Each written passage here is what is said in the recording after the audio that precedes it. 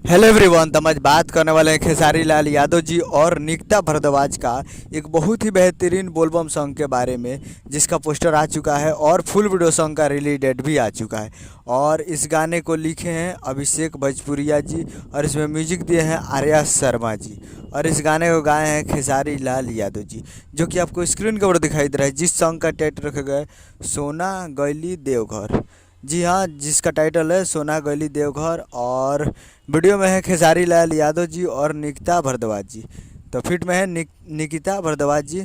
और ये full video song को रिलीज़ किया जा रहा है। Full video song releasing on 3 अगस्त 2023 को सुबह 5:15 AM पे फुल वीडियो सॉन्ग को रिलीज़ किया जा रहा है। यानी कल नहीं, परसों इसको रिलीज़ किया जा रहा है 5:15 पे सुबह सुबह।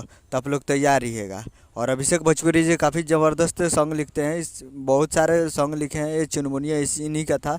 तो तैयार रहिएगा Anshika records Bhojpuri YouTube channel पे। उम्मीद करूँ कि वीडियो अच्छा लगा तो चैनल को सब्सक्राइब, लाइक, प्रेस करते कैसे स्टाइल ले लिया तो जी का लेटेस्ट लाता है वीडियो को एक लाइक कीजिए। मिलते हैं अगले वीडियो में, तब तक के लिए जय हिंद, जय भोजपुरी।